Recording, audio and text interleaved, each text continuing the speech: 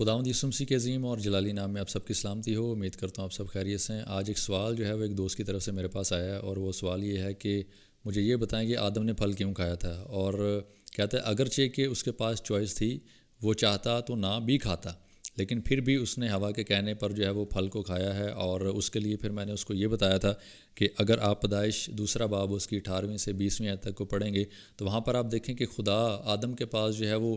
سارے جانوروں کو لے کر آتا ہے، پرندوں کو لے کر آتا ہے، اور پھر کہتا ہے کہ تو ان کے نام رکھ. اور خدا نے جو وزڈم اس کو دی ہوتی ہے، حکمت اور عقل اور دانائی اس کو دی ہوتی ہے، وہاں پر وہ اس کے وسیلہ سے جو ہے وہ جانوروں کے نام رکھتا ہے. اور پھر اس کے بعد آدم جب ان تمام جانوروں پرندوں کے نام رکھتا ہے تو وہاں پر وہ یہ دیکھتا ہے کہ میری مانند کوئی یہاں پر دکھائی نہیں دے رہا،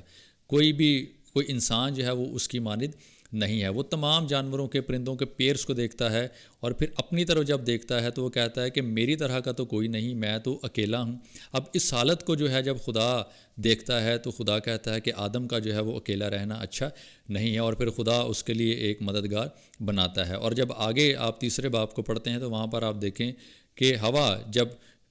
پھل کھا لیتی ہے، اور پھر وہ پھل جو ہے وہ آدم کے پاس لے کر آتی ہے، اور آدم بخوبی طور پر اس بات کو جانتا ہے کہ خدا نے ہمیں یہ کھانے سے منع کیا ہے، اور خدا نے کہا ہے کہ جس روز تو نے یہ پھل کھایا تو مرا. آدم کو پتہ تھا کہ اگر میں یہ پھل کھاؤں گا تو میں مر جاؤں گا، لیکن پھر بھی ہوا کے کہنے پر اس نے یہ پھل کھایا. اس کے پیچھے بڑی وجہ یہ تھی کہ آدم کو پتہ تھا کہ اگر میں نے ہوا کے کہنے پر یہ پھل نہ کھایا تو میں پھر اکیلا رہ جاؤں گا، کیونکہ اس کو پتہ تھا کہ پھل کھانے کے بعد موت ہے، اور اگر میں نے یہ پھل نہ کھایا، ہوا کھا چکی ہے، وہ مر جائے گی اور مجھے پھر اکیلا رہنا پڑے گا. اب یہ اکیلے پن کے ڈر کی وجہ سے جو ہے وہ اس نے پھل کو کھایا تھا. Thank you so much.